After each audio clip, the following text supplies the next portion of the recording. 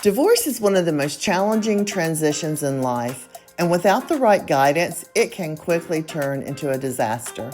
Welcome to Dodging Divorce Disasters, the show that helps you navigate the legal, financial, and emotional pitfalls of divorce before they happen.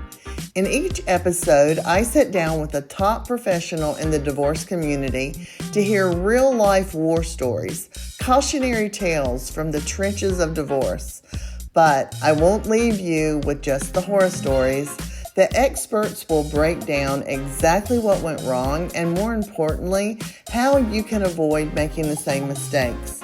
Whether you're in the early stages of separation, deep in the process, or supporting someone through it, we are here to help you move forward with clarity, confidence, and fewer regrets. I'm your host, Lori Hawkins, and I am a local expert in divorce real estate. I am so excited to be sharing these incredible professionals with you. Let's dive in. Hello, everybody. I am so excited today. I say that on every podcast, but because every podcast I'm excited for who my guest is. And today I have Crystal Hewlett, which is one of the best therapists, honestly, that I know. But she's also such a good friend. And I love having you on here. How are you I'm doing? good. What an introduction. That was so sweet. I love anytime I Well, get to interact with you. it came from the heart. It came I straight from the love heart. it. Well, listen, okay, we are gonna just kind of jump Okay. right in because you have got some letters at the end of your name. So I'd love for you to Mm. explain what that means. I'd love for you to tell us about your company, which is your company, Yes. right? You Yep. started that. You are the founder owner. And, like maybe the different Yeah. kind of therapies you do, because I know you do divorce hmm therapy or you wouldn't be on the Yes. podcast. But I know you do other things too. If you can do it virtually, just all the good Yeah. stuff so that you kinda get a feel for who you are. Absolutely. Yeah. So Crystal Hewlett, the letters after my name are LMFT, which stands for Licensed Marriage and Family Therapist. We really can work with any type of client, but we do have like the specialized training for like couples, families, and those kind of, client units. I am also the owner of Thrive Counseling and Wellness. We have offices in Mooresville, Sherrills Ford, and Hickory. We actually just expanded our Mooresville office. So our Mooresville office now has an upstairs and downstairs. I know, Yay. crazy. And so we also offer virtual. So we want to make sure that we are able to have access to any clients that are seeking help. And I mean, I think one of the great things that did come out of COVID was that it did allow us to really ramp up our ability to use telehealth and provide virtual therapy for those clients that aren't always able to access care, whether it be because of where they live or transportation issues or whatever the case may be. So we do in-person sessions in Mooresville, Hickory, Sherrills Ford, and then we also offer the virtual. Currently, we have 40 plus clinicians on board. They are all absolutely amazing, handpicked. We're very rigorous about our hiring process and making sure that we're bringing on clinicians that, are very strong clinically, but also just going to, represent the brand and the reputation in a great way. And then we are able to serve pretty much any age, any presenting issue outside of like psychosis. So we have Okay. clients as young as 3.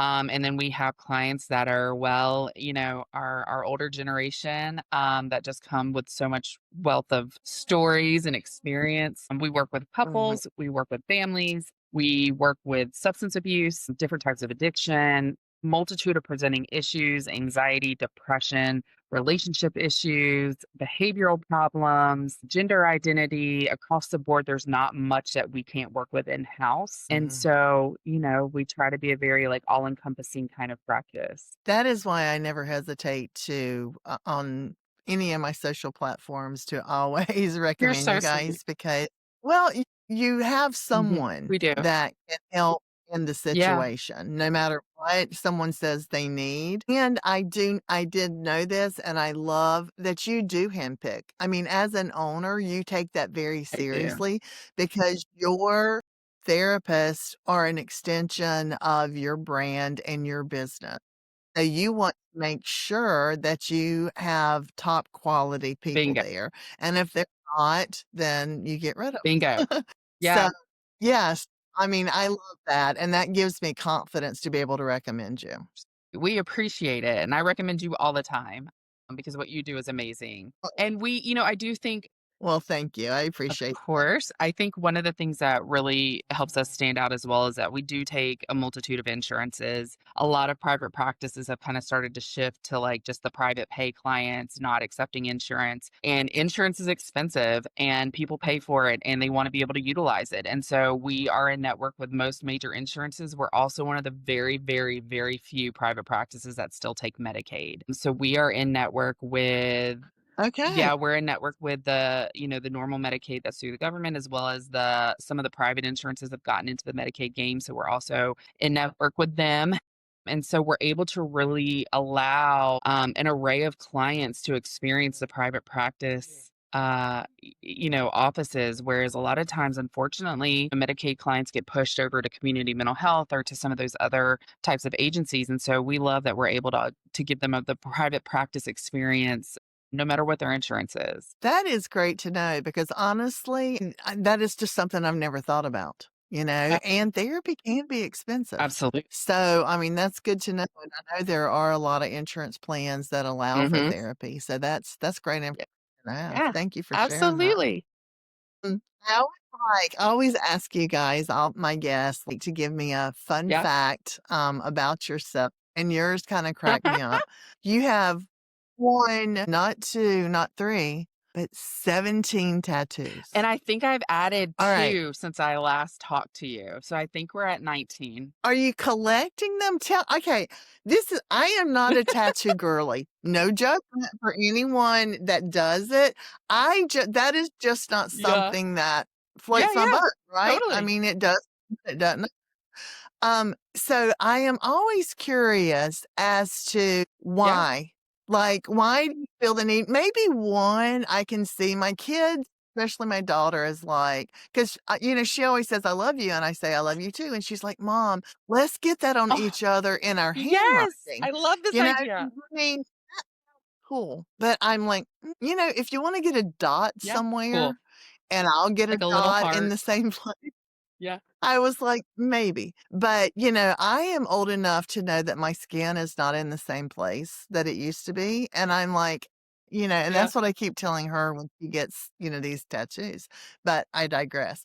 Why tell me why? Why do you and why so So I many? think when people say that tattoos become like an addiction, they do. I think everyone gets tattoos for different reasons. For me, it is a way to tell a story. It is kind of like in some cases, a trophy, in some cases, a memory. And so all of my tattoos have a story behind them. I'm not one that necessarily goes into a tattoo parlor and is like, "Ooh, that flash art on the wall looks cool. I want that." I always come with an idea. Most of mine are originals. They're not something I picked out of a book. It's something that like myself and the artist designed. And so for me, it really is for me to lock moments of time in permanency, I guess, right? And so, like, I have my daughter's handwritings on my arm, and I have Mhm. things like that that represent something to me. And so, for me, it's just a way to tell a story. I think it's a very interesting concept to like come in to a therapy office and your therapist is like totally tattooed and has a nose ring, and I do find that it really does help connect with clients. I Yeah. think therapy in and of itself can have such a power differential coming in, and clients are already coming in with a level of anxiety. And so when they come in, I'm like, hey, come sit down. And they see my tattoos and they're like, oh my God, I love this. Tell me, and so it Yeah. really does help, I think, to kind of connect with people, just be real and be a human. And then mine all have a story. And so, I Right. think that's always been my tie to tattoos. No, I think that's neat. I think that people who get tattoos have to have a level of coolness that I don't Stop, have. you totally have it. No, I'm so serious. Absolutely. I'm being so You serious right totally now, could have it. but you do have it. But your explanation is I mean, like my daughter, Yeah. same way. They all have Yes. memory attached. So I Yes. get it, and I think so cool. I just I just Yours can't is do it. I don't know. we're gonna get Anyhow, you in there, anyhow, Lori. We're gonna get you in there. I know. I should have never It's gonna told you of all people. it's I gonna should have happen. told you that. All right, let's jump into why we are actually Yeah. doing this. Anybody that works in or with people that are going through a divorce, we all have stories because we have seen people make bad Mhm. judgment calls, did something that they shouldn't do, they didn't do something that they should do. Yeah. And so I would just love I am doing this because I'm hoping someone that's listening to this hears something that may help them make a better Yeah. decision based on something that you've maybe seen gone Yeah. wrong. So, do you have like a disaster story, divorce story that, you Yeah. could actually give some practical tips on how somebody could avoid it or dodge it? Absolutely. Yeah, I have a multitude of those. I always tell people like I'm in the business of saving marriages, but not every marriage can be saved. And so, that's when we kind of shift our therapy from couples work to more like what we call discernment therapy, trying to help them through the process of separating and what that looks like. And so unfortunately, what we have found as couple therapists is that, most people are not doing therapy in a proactive manner. They're coming in extremely reactive, on the verge of divorce, already trying to Mhm. call it quits. And so there was a client unit that I worked with that I'm hoping this kind of helps anybody if they resonate with it. So, long story short, it was a couple that was very, very wealthy, did well for themselves, kind of came up from nothing and built an empire, if you will. And for whatever reasons, it just was not working out and they decided that they wanted to separate. And so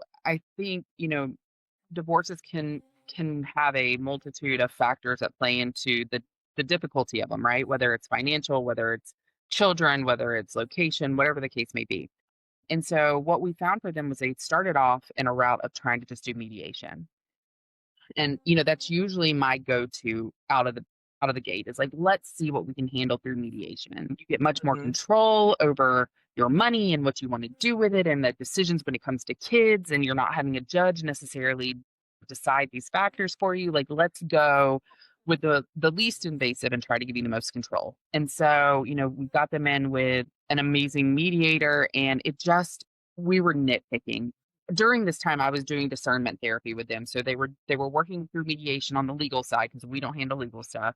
But I was working through the emotions that were coming up and trying to really, de-escalate the emotional reactivity that was coming up and all these concepts that were really getting in their way of just pulling the emotion out of it and saying logically, what do we need to do so that we don't end up with nothing in the end of this, right? Because as you go down that chain and you work through mediation and then you say, mediation's not working now, we got to go litigation. I don't think people realize how much they have to lose, not just financially, but emotionally and psychologically and Right. relationally. Yes, control, but and Mm. how this impacts their relationships moving forward. So worked really hard with this couple, thought that we were in a place for us to have a final decision. Some things changed, some things moved, and they ended up needing to do litigation at that point. Now they had already spent Mm. tens of thousands of dollars on mediation at this point because it was a long process. And now we're going to litigation. So now we're really putting the money in and having to like liquidate assets and things like that. And I'm like, what are we doing? You guys are going to end up with nothing. You know what I mean? Like, let's think about this in a way that is beneficial to you all in your future, but also your kids. There were kids in the mix, right? So, we're bickering over silly things and our kids' behaviors are changing. Our kids are not adapting well to this new change. You two are Yeah. not doing well. We're utilizing coping skills that aren't healthy. Like, it's impacting our Mm. decision making, right? Like we're not better off. So Right. end up they end up going through litigation, they end up getting the divorce, and they end up having to change their lifestyles dramatically from what they had. These were families that had beautiful lake homes and all the finest of everything, and they ended up in townhomes that were Oh my. considerably less, and just devastating, right? Like, just financial recovery was not even an option at this point. Like, they were just surviving, and their kids were struggling. And then, come to find out, 6 to 9 months later, they get back together, which beautiful, right? Great. But what did we sacrifice and what did we lose? And what damage Oh. did we do to then ultimately come back together and get together, which is great. I mean, it's a great story. We love Yeah. that, right? But now Right, but now, where we had more freedom in our job and we could do now they're both working 9 to 5s and they're trying to Wow. rebuild and that's stressful on a couple. And so, something that I kind of ended up, chatting with them about when it was all said and done. I was like, I love it. I love that you guys came back together. Maybe you had to weather this storm to really see that there was that love there and that you wanted to make this work. But Mhm. now, right, because our egos or our greed or our hard-headedness, whatever, right, got in the way, we've now created a lifestyle where you guys don't have the freedom to necessarily go to your kid's soccer game at 5 o'clock because you're still at work. And you know what I mean? And Right. so I think through Yeah. that and what I would hope that other potential, divorcees or whatever are going through is like, just be aware that these decisions that you're making with emotion could have a long-term effect for you that is not worth it, right? And it's not that divorce and separation of life and all of that is not emotional, it is. But seek the therapy, right? Like seek the therapy for that and have more of a logical brain and a more rational brain when you're trying to make these decisions with, are we going to sell the house? We're going to call Lori, right? We're going to call someone who has specific training in these situations that's setting you up for success in the future for what your new life is going to look like. And Right. so, it was heartbreaking. It was a very bittersweet type of therapy Mhm. because they had lost Uh, so much. They found each other, which was great, but they still like it was a life that they weren't planning on living, that way. yeah. Yeah. My goodness. Yes, a happy ending with, consequences, right? Wow, that's what you hope. Yeah. I say all the time that I don't care if I'm in the middle of selling Yeah. a house, if somebody wants to reconcile, I'll pull Yeah. out in a heartbeat. Absolutely. Because even though I do divorce real estate, I am pro marriage. Absolutely. If you can make it work, then make it work. Now, let me ask you because I have never heard this terminology before. So, you were doing Mhm. couples counseling and then you said you move into discerning Yeah, so it's called counseling, discernment therapy. And discernment so, therapy. yeah, it's kind of a newer term. There's specific training for this. It's actually extremely useful and helpful. So the way it differs from normal couples therapy, right? Couples come in for couples therapy and we're working on problematic dynamics that are not working in the couple, right? We have low relational satisfaction. Our needs are not being met, right? So we're working on trying to reconcile that. So what discernment Right. therapy is it shifts gears. And these are couples that have already kind of decided that they're done, right? But they need more of like an emotional handhold through this, right? Their lawyers are not supposed to do this, right? Lawyers are, Like, let's talk about facts, figures, and that's my role, right? And then the therapist, what we love about doing the discernment therapy is we're really trying to mitigate a lot of the emotion that can come in and wreak havoc on separations and divorces. And so it's a lot of like, okay, let's talk through this. Okay, so you guys own a business together. What is going to be like, how are we feeling? Does somebody want to stay in? Does somebody not? Like, how do we mitigate those emotions on if somebody decides to keep the business? Or, okay, we have kids. Well, mom's grandmother died on, Christmas. It's really important for her to be able to have the kids with her that day. Can we take Christmas and you take Thanksgiving? So it's kind of talking about the facts that would be negotiated by a lawyer so that they're coming in with emotion put to the side and more of like just a logical understanding of what needs to happen. And so, obviously it's never any legal advice. We don't do that at all, but it's talking through more of those emotions and situations that come up when you're separating two lives. That's a big deal. It's a big undertaking in separating finances, items, right, in the mhm, home, kids' custody, right. scheduling, your own emotions, right? Because there's a lot of grief that happens in grieving a life that you thought was going to be, right? Like I thought I was going to grow Mhm. old with this person and we were going to sit on the front porch in our rocking chair and drink sweet tea together, right? Like, there's a whole grief process that happens with that. And so a lot of therapists are adding, especially LMFTs, are adding this kind of training of the discernment therapy of it. It just helps them learn to separate their lives in a healthy way. And so it's very beneficial for clients going through separation and divorce. I think lawyers really appreciate our role in trying to take them out of the emotional piece of it. So is discernment therapy, is that still done Mhm. together or do you start seeing them So you separately? can do it together and then ultimately it could separate. And so it's helpful in that um it helps couples who are kind of in that like contemplation of, okay, do we separate? Do we not? Do we want to continue? Do we not? Are we in this for the right reason? So you kind of sort through all those emotions.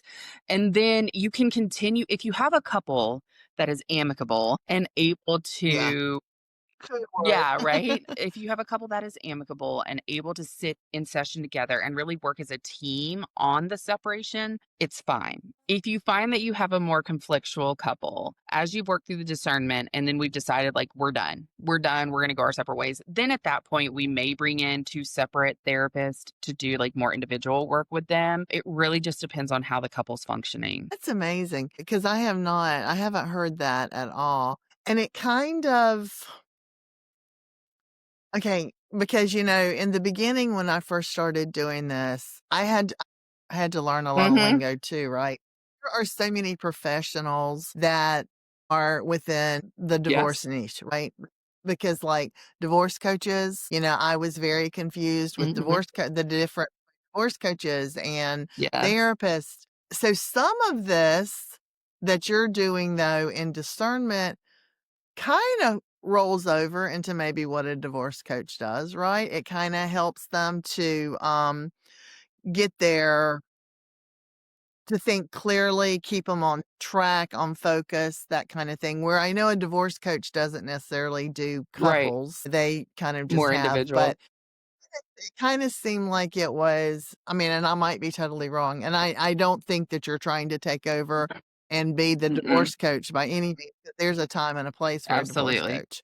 But it does seem like it's something that maybe you're offering now that is a little bit extra Yeah, from what was I would say there the originally. discernment really happens prior to the divorce coach, right? Like, so I think like the discernment is we have a couple that comes in that's kind of ambivalent about what they want to do, right? Like, we're not really happy. We could stay in this, but is there more out there? Like, it's kind of this like back and forth contemplation of what they want next for their lives. And so the discernment therapy really helps them process through that and help them make a decision. And then once that decision is made, like I said, if they're an amicable couple and they can continue through therapy, through the divorce, working together, that's ideal, right? But that is a small Right. percentage because we have emotion.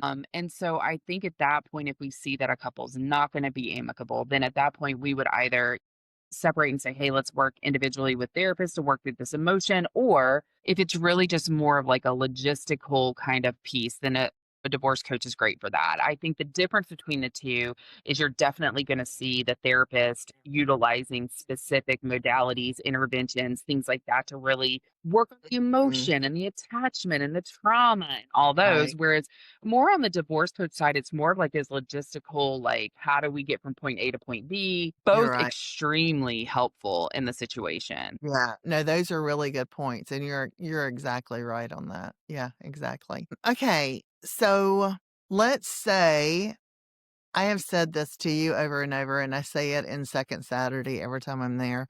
I am a big I'm pro therapist. Although I could count on one hand how many times I've ever been to a therapist. I know I should be in Stop therapy now, it. to be honest. I should talk to you about tattoos, my obsession Then with we can not just go having get them. one together.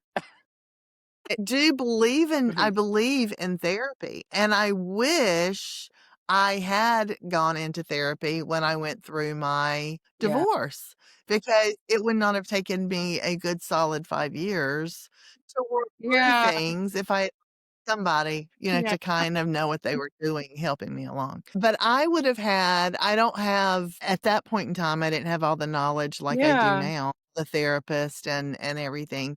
So if it was me that was I had decided to separate, where do I even Yeah. start to find a therapist?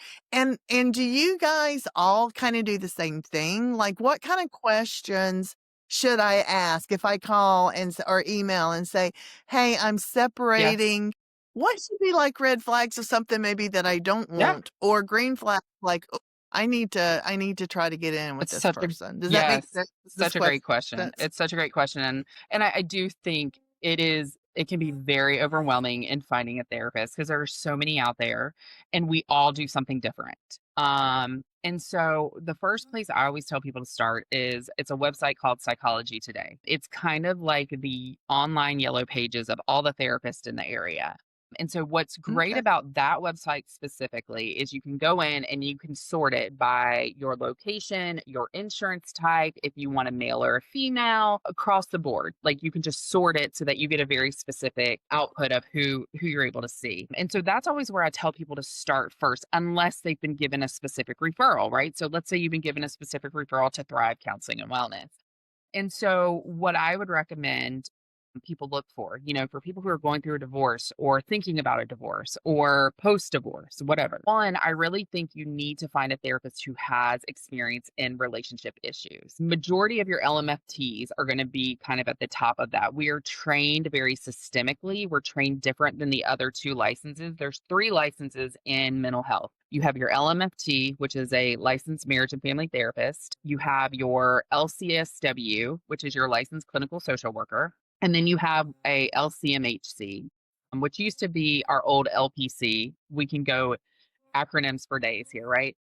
But the LCMHC is your licensed clinical mental health counselor. And so all of our training is different, but we all kind of do the same thing when it comes to private practice or working in mental health. The difference is going to be how we're trained, the modalities we use, and the clients that we see. So a lot of times you'll see social workers and licensed LCMHCs don't necessarily work with couples because their training is more on the individual based. Everything's kind of linear, it's more individual based. Now there are other licenses that do extra trainings or certifications in couples, and that's great too. And so I think when you are in this phase of life, you're going to want to find someone who has experience with relationship issues. The Mhm. other thing I would recommend is, in their bios, there's usually other information of things they work on. So if you're going through a divorce and you also struggle with addiction, right? I would recommend finding a clinician that's able to do both because they probably are impacting each other,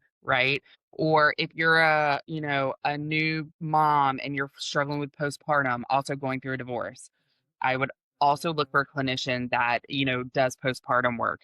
There's a multitude of um like specialties and things that clinicians work with, and so I think trying to find one that kind of houses the two or three main concerns you have is ideal, because the Mhm. hardest thing and what we hate to see for a client is they come in, we do some sessions with them, they download all their information for us, and then I'm like, oh, okay, you're struggling with substance abuse, I'm so sorry, like I don't treat that, I need to refer you out, right? And so I think that can become very disheartening and very frustrating for clients. And so I think upfront, if they can check with their insurance to make sure it's covered, that's one thing. But also making sure that they're doing their due diligence on the search of finding someone who houses their main concerns. It's a pretty seamless process after that. That is so well said and such great advice, and I really have never heard it.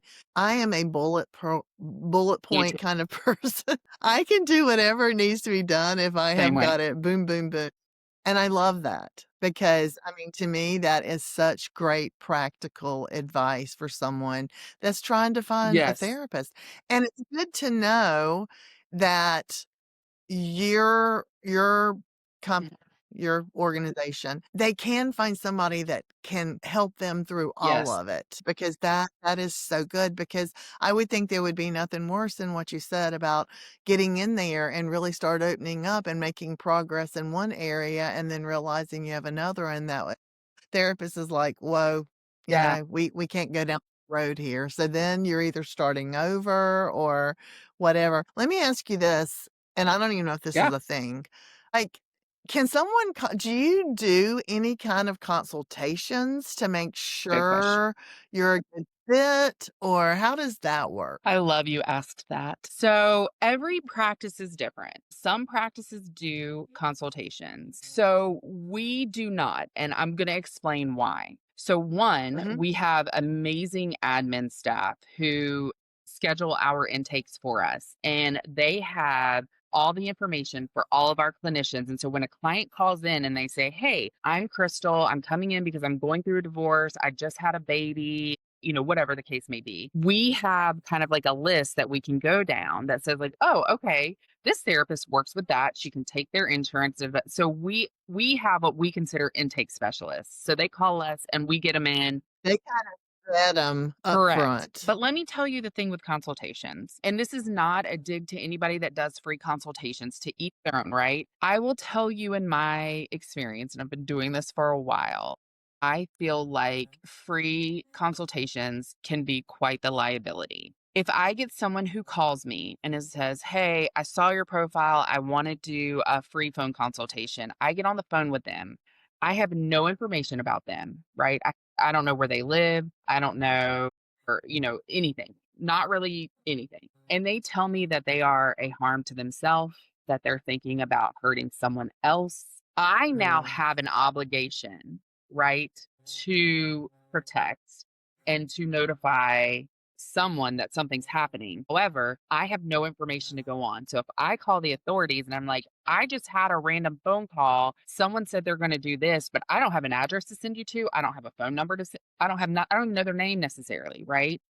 that makes So there's a sense. liability with that. The other problem is, we start diving into, it's never a quick 10 or 15-minute consultation, right? Right. It is going to be like a Right. 30, 45-minute, like, here's what's been going on. What's your thoughts on it? And then I think that gets into a whole other component because we just obtain information. We don't have an informed consent. They've not signed Right. anything agreeing to therapy with us. We have nothing protecting confidentiality. So for us, our practice, we are very big on protocol and making sure that we are respecting confidentiality, being safe, and not only protecting my clinicians, but also protecting the clients that are calling. And if somebody is really struggling, we want to be able to get them help. And so, what I always tell people Mhm. is our first session is an intake. It is an assessment. It is to see whether you like us and we feel like we can help you. Just because you come for the assessment doesn't mean you're locked into therapy with us for 10 years, right?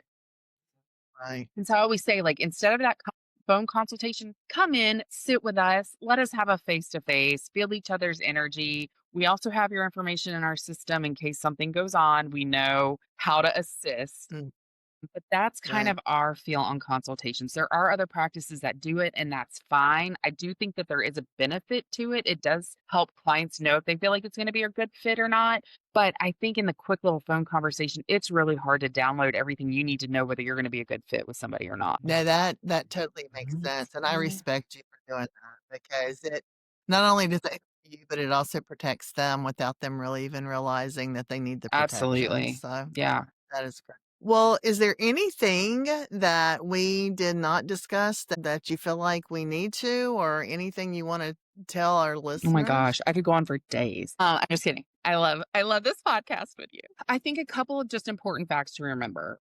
One, a therapist should never do therapy with a couple that has active domestic violence. We will not do therapy with anybody that has active DV. Secondly, in working through divorce and in even in separation or wherever you're at in the process, it is vital to get the children in therapy. I think, the adults can get very sidetracked with their own emotions and their own survival and things like that. And they don't realize how difficult it can be on the kids, even if you have a quiet kid and they don't look like they're outwardly struggling. It's a big life change for them.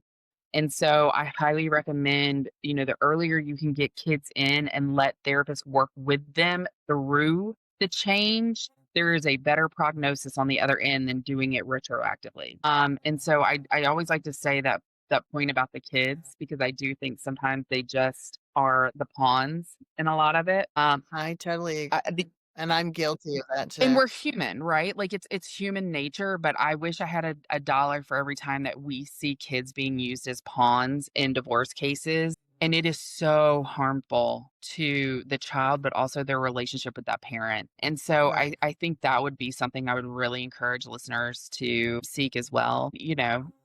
Therapy is a cool thing these days. Like it doesn't necessarily have the stigma it used to have. And I think we're seeing more and more that people are kind of getting on that bandwagon and seeing the benefit and that it's not anything that's embarrassing or, and so I think It's so helpful, and I have so many men. I know men are generally a little less excited about doing therapy, but I work with a ton of men, and it is so beneficial for them, especially going through divorces. And, there could be a lot of anger and a lot of trauma for them that they need to seek through, and they have the right to have that space to do it as well. Yeah. Well, I am going to put all your Okay. information at the end of the podcast if they're watching. But for those that might just be Mhm. listening, what's the best way to get a hold of Yeah. you, to contact you? So we have a ton of ways to get a hold of us. So you can email us at info at lknthrive.com. You can call or text us at 704-360-3049. We have social media pages on Instagram and Facebook. We're also on LinkedIn. You can fax us, send us a carrier pigeon with a little note. Like, we are here to help. And your social media pages, is that Thrive Wellness and Counseling? Is that how that It's is? Or Counseling and So, Wellness? I should have had that ready. It's LKN I was Thrive. like, I probably, LKN Thrive is the Facebook one, I yeah. believe, and then I think Instagram is Thrive Counseling and Wellness, but I can double check. Yeah, I think Okay. it is too. Yep, it is Perfect. too. All right, perfect. I cannot Thank thank you. you enough. Honestly, you've given such great information that I know anybody watching or listening to this is going to be able to walk Good. away and have a better idea of who they can turn to, who they should turn to, and what you can do Thank for them. you. So thank you very much for Thank being a you. guest on here today. Thank you for having me. I always love any time I get to spend with you, but I really hope that there's someone out there that can utilize something we talked about. Yeah, me too. All right, we'll talk All right, soon, hon. okay? All right, bye. This podcast is for informational and entertainment purposes only. The information contained herein is not legal advice. If you need legal advice, please seek an attorney.